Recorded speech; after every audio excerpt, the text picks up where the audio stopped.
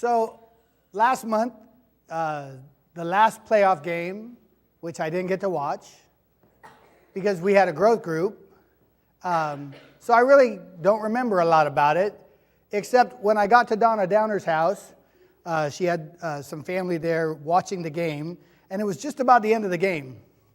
There's a few minutes left, and there was a disputed play. I mean, if you watched the football, you probably remember this because the cameras were shown over and over and over in different angles.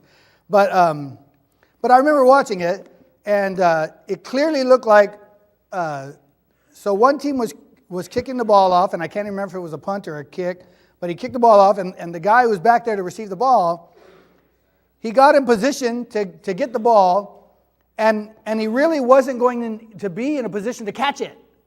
And usually, like, if they know they can't be in a position to actually catch the ball and make some yardage, they run away from it. Because there's a possibility, if the ball touches them, the other team could recover it. And so this guy went down, but he wasn't in position to catch the ball, and it landed right in front of him and bounced and looked like it clearly bounced off of him, and the other team recovered, and it was like going to be a game-defining play. And I'm thinking, what a moron this guy is. Like, it's a rookie mistake. Why would you even do that? Run away, because that's what you're supposed to do. And then it was a contested call, so I can't remember if it was within the time that he had, like, all calls are reviewed, that turnovers are reviewed. So, but it was reviewed. And I think I remember when it first happened, everybody cheered. I think it was the home team advantage, or home team, to their advantage. So they all cheered, yay, we're going to get the ball back, and there's no chance they can win. And if I'm not remembering this all correctly, I think my point is still going to be valid. This is the brain I have to work with. But anyway, this is what I remember. So everybody cheered, and then it's under review.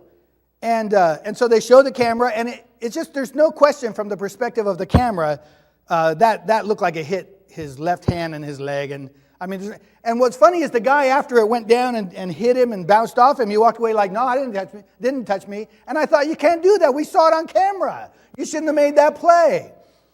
So anyway, it's under review, and they start showing all the different camera angles, and there's 3 or 4. There's at least 3, I know, because so they show one camera angle, and you could tell that it didn't hit his right hand, I think it is, but it clearly hit his left thumb and went off his leg, it looked like.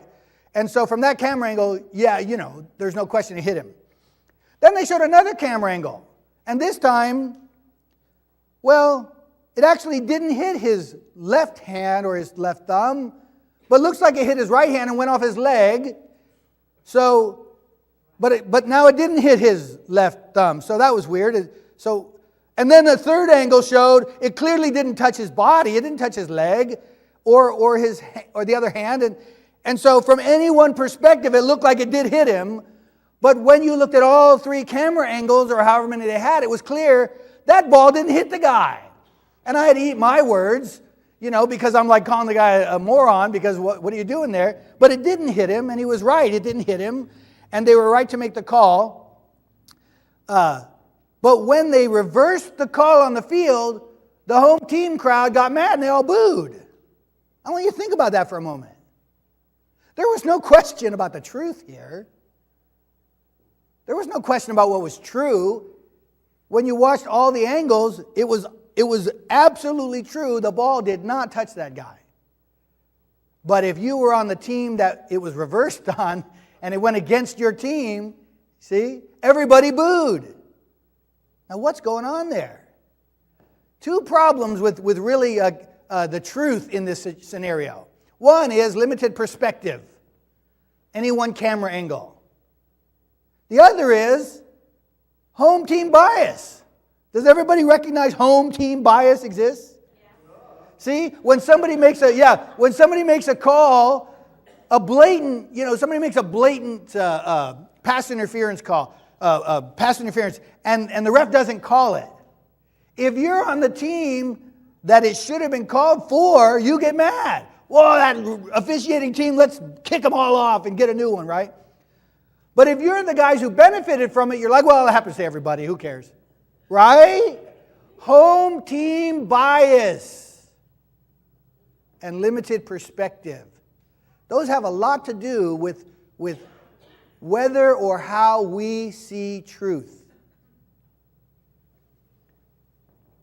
Last week at our growth group, before we got into what we do there, our Old Testament stuff, David Royal, we were talking about the sermon last week, and last week we were talking about how nobody understood, and Jesus like, don't you understand? And David asked if I had mentioned that there was an expectation that they should understand.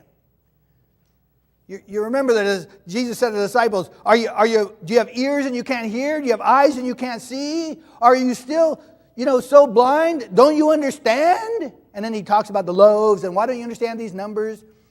And David brought up, he said, well, did you point out that they should have understood? And I didn't, right? I didn't point out that they should have, but I could have, and that would be good because Jesus' words suggest there's an expectation, hey, this is something you should understand.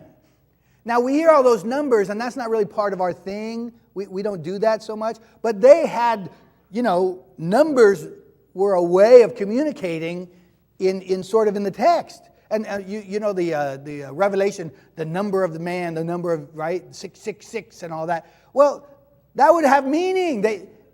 Every letter of the Hebrew alphabet had a number assigned to it. And they understood. Right now we call it gematria, but I don't know what it was called then really. But it's this whole number thing. They should have understood. Like when Nicodemus came to Jesus, and Jesus said, you have to be born again. And Nicodemus is like, how do you go back into your mother's womb? The Jews always did this kind of midrashing, this kind of allegorizing of stuff. And there's no reason why Nicodemus couldn't understand what Jesus was saying, but he went literal. And Jesus is like, are you a teacher in Israel and you don't understand these things? There's an expectation that they should have understood, but they didn't. Why? Why? Why didn't the Jews, Jesus' own people who he came to, why didn't they understand who he was, what he was doing, what he was saying? Why didn't they understand? Remember the Pharisees and the Herodians got together. They wanted to destroy him. People are calling him, an emissary of Satan. He's casting out demons by the prince of demons. His hometown got mad at him when he told a couple of Old Testament stories and tried to throw him off a cliff. Why? And his own disciples don't understand. Why? I believe it's because there's a problem with a limited perspective and a home team bias. That's what's going on. And I want to see that. So one of the challenges here as we go through the Mark as a book, we're not going to read the whole thing in a sitting because it's too long to do that in our format. But even while we're taking these pieces, over time it becomes clear it's all sort of the same message. These guys, they don't like the Messiah that Jesus is. They wanted a different one. And so they don't want to hear what he's doing because it's not about them. And there's this ongoing narrative. So in our text today, we're sort of in that same talking point. We're sort of still doing this because it spans so many chapters that they're rejecting who Jesus is and what he's doing and why. And so I want to finish this chapter. There's a few chunks here to look at and just mention a little bit along the way so we can see how Mark is developing this theme that people have a problem. They have a perspective that's skewed. They have a limited perspective. And they have a problem because they're hanging on to this bias, this me-centered bias. Now, we're about to read about a guy who was blind. Now, do you imagine it's a coincidence that before the passage where Jesus says, do you have ears and cannot hear? Do you have eyes but cannot see? Before he says that, he heals a blind man. He does something weird. He sticks his fingers in the ears and pulls them out and spits and touches the man's tongue. It's weird stuff. But it's like he's trying to unstop their ears. So before Jesus says, do you have ears you don't understand? You have eyes you can't see? He heals a deaf man. And after that text, he heals a blind man. Is that all just random? You think that's just coincidence? That he's healing a deaf man and a blind man right in the context of saying to the disciples, don't get caught up in the leaven of the Pharisees. Are you so dull? Do you not understand? You have ears and you can't hear, eyes and you can't see. No, it's not a coincidence. These healings are illustrations of a problem. And so watch as this one happens. In Mark chapter 8, verse 22. And they came to Bethsaida, and some people brought to him a blind man and begged him to touch him. And he took the blind man by the hand and led him out of the village. And when he had spit on his eyes and laid his hands on him, he asked, do you see anything? And he looked up and said, I see people, but they look like trees walking. And then Jesus laid his hands on his eyes again. And he opened his eyes, and his sight was restored, and he saw everything clearly. And he sent him to his home, saying, don't enter the village. So here we have a healing miracle, the only one of its kind. What's different about this miracle? Yeah, it didn't work the first time. That's weird. Jesus' miracles always work. And so what's going on here? He just wasn't feeling strong that day. He didn't eat his Wheaties, didn't have enough protein, didn't carb load. What is happening to Jesus that he heals a guy, but it doesn't work this time? It works every time. Is it possible he did it on purpose? Is it possible he's still trying to talk about this pathway from blindness to sight and the problem of getting the disciples from that point A to point B? Is it possible that that's what's going on here? Yes. And so, let's see how it works out. In verse 27, and Jesus went on with his disciples to the villages of Caesarea Philippi. And on the way, he asked his disciples, Who do people say that I am? Who do people say that I am? And they told him, John the Baptist. Others said Elijah. Others said one of the prophets. Now, let's think about that for a minute. We've got a blind man, and he's blind. He can't see anything. And then there's a point at which he can see, but blurry. He can't really see clearly. And then there's a point at which he can see clearly. He's healed. Okay, let's talk about the people. Who do the people say Jesus is? They say John the Baptist, Elijah, one of the other prophets. Is Jesus John the Baptist? No. Is he Elijah? Is he one of the prophets in the sense of those we already know about? I'm not asking if he's a prophet.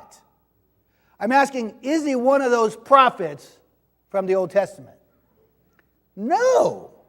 That's not who Jesus is. If you think Jesus is John the Baptist, your level of vision is what? Blind. You don't see because he's not John the Baptist. Do you get it? Okay? So the people in general cannot see who Jesus is. They're blind. Let's go on.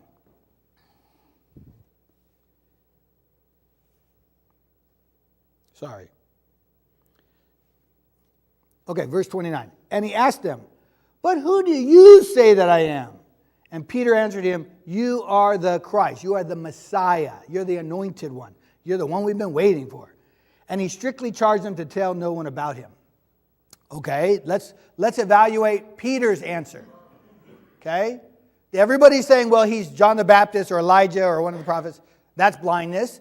Peter's answer is, you're the Messiah. You're the Christ, the Son of the living God. That's who you are. What's that level of vision? Or at least, what does it sound like? Is it true that Jesus is the Messiah? Yes. Bingo. Peter gets it. He sees clearly. His sight has been healed and restored. Yay! But wait, there's more. Right?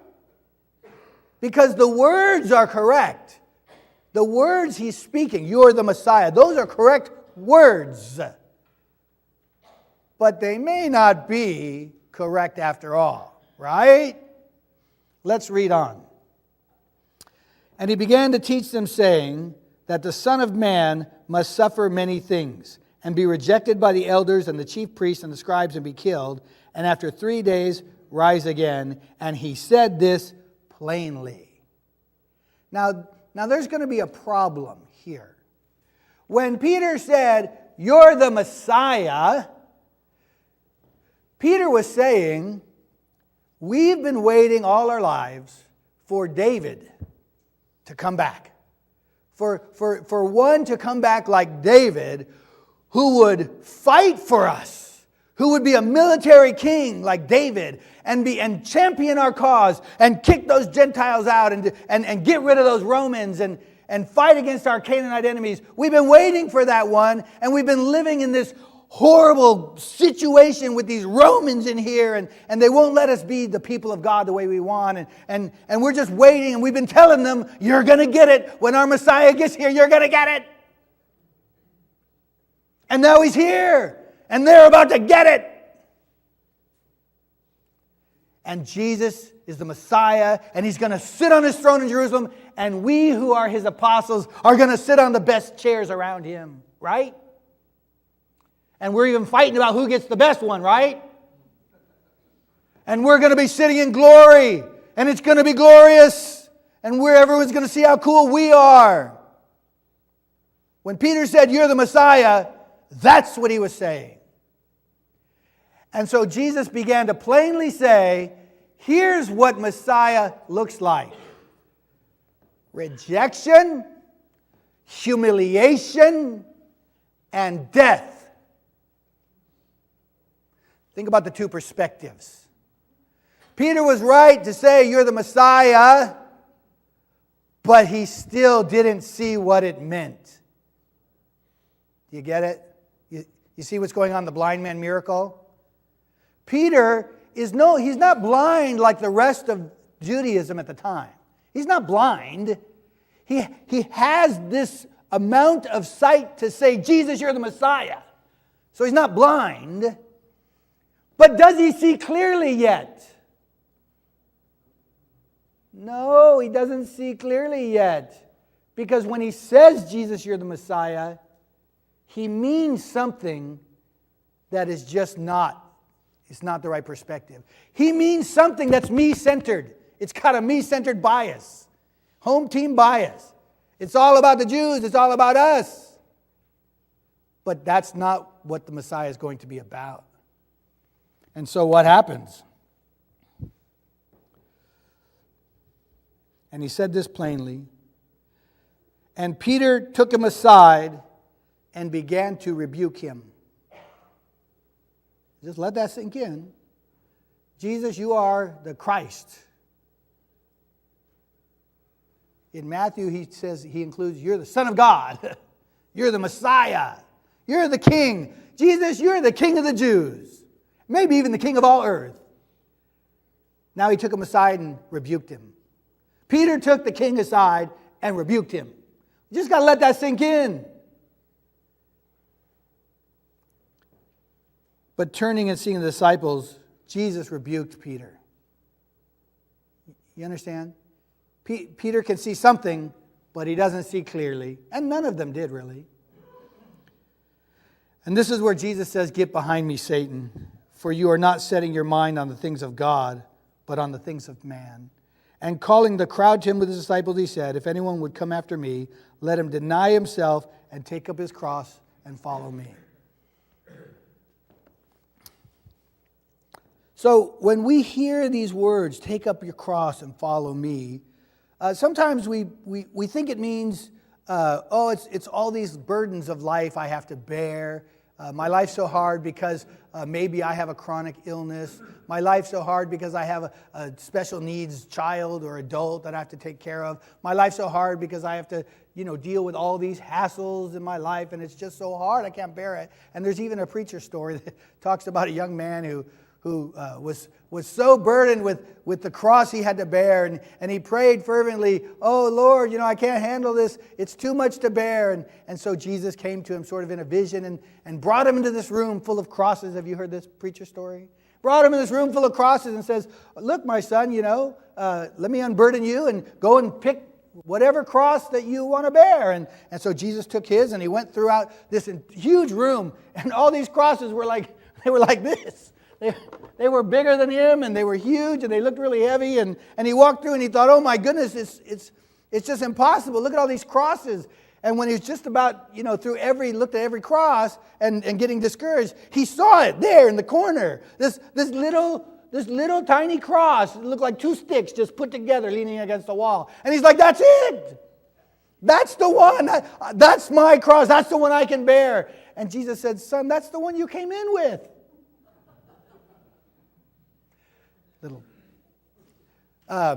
But, that's how we think about the burden. But that's not really what Jesus is focusing on here.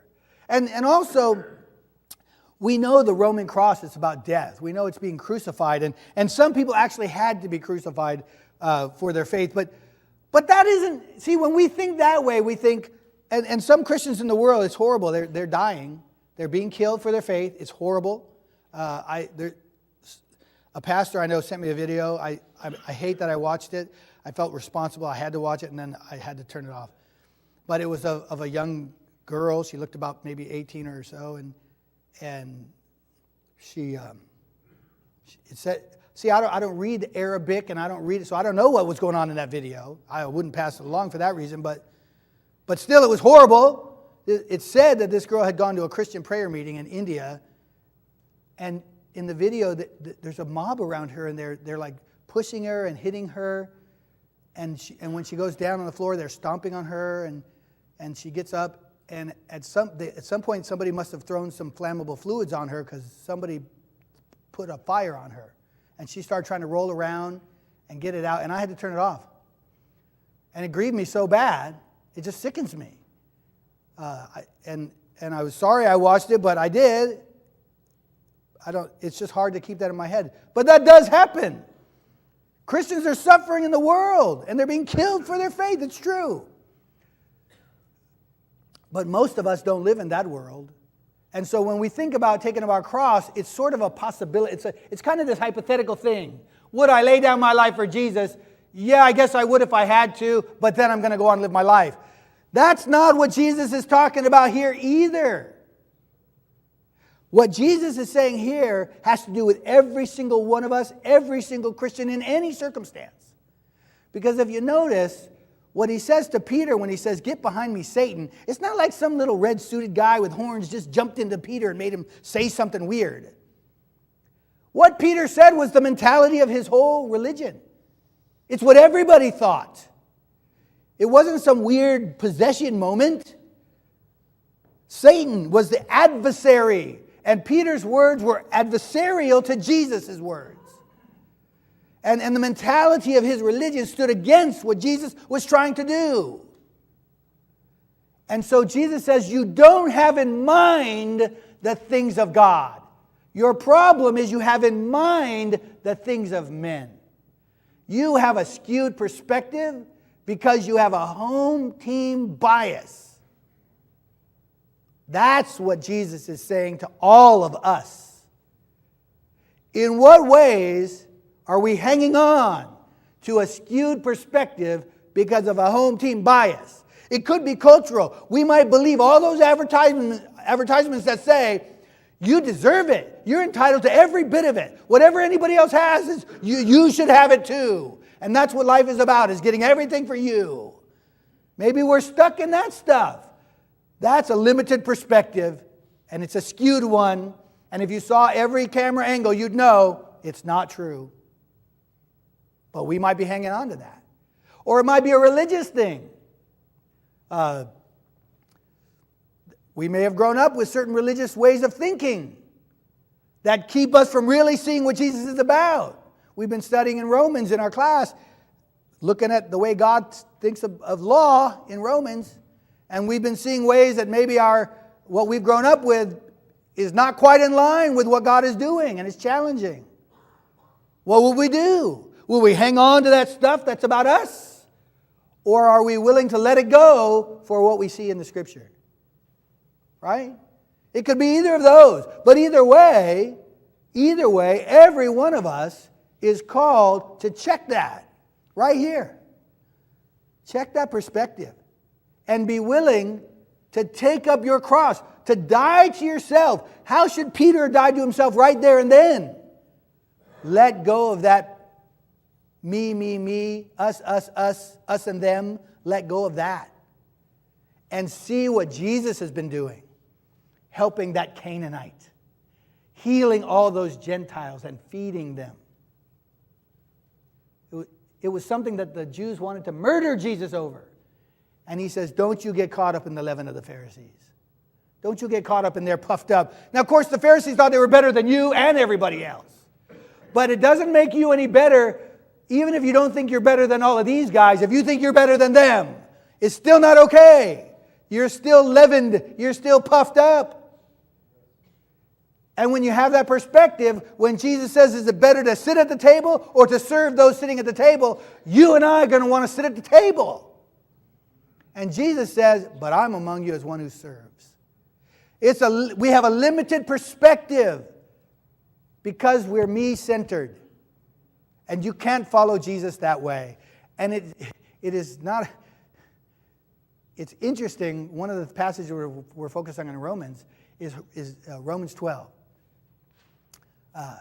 Our tradition, I was taught, and many people were taught, the way to know God's will is to go through and pull out all the commands and examples and necessary inferences, and here's God's commands, here's a list. Here's the law you're supposed to go by, that's how you know God's will. But Romans 12, the Bible never says that's how you should do it. But Romans 12 actually says, offer your bodies a living sacrifice, holy and pleasing to God, for this is your spiritual worship, or reasonable service, or service of worship, different translations.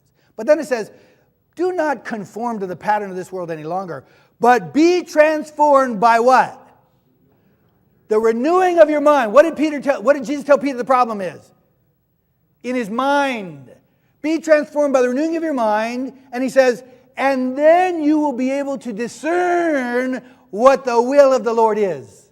Right there it says, you want to know what the will of the Lord is? Stop trying to be like the world around you.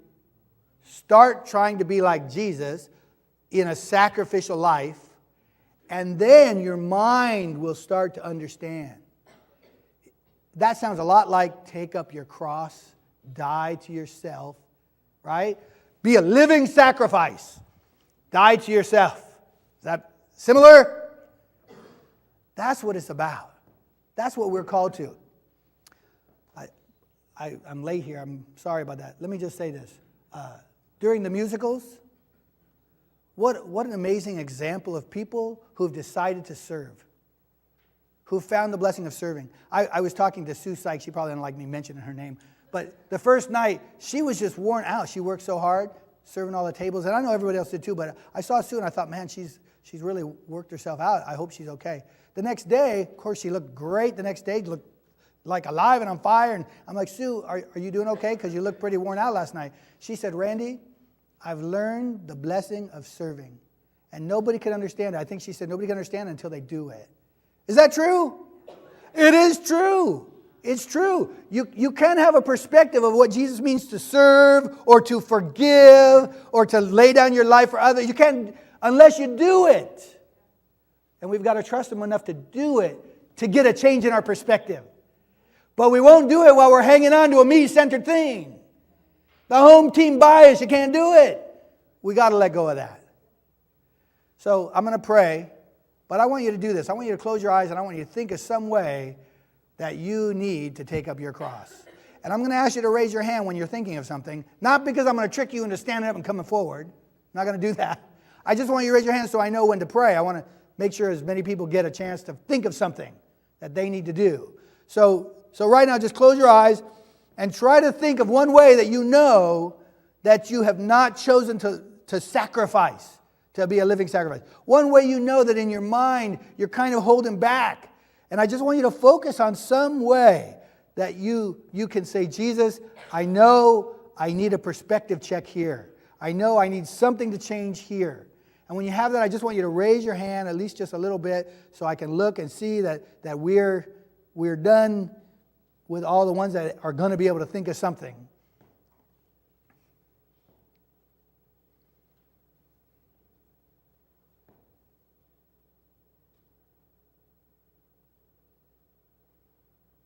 Holy Father, Peter and the disciples were zealous for you. Their hearts were right in that respect.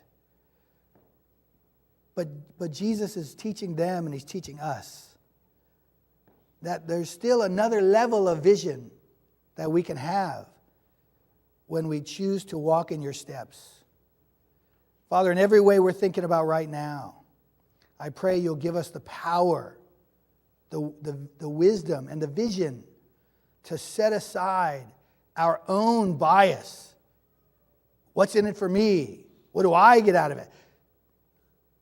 However that works out, help us to set it aside and find a way to walk in Jesus' steps more fully, more clearly this week. I pray in his name. Amen.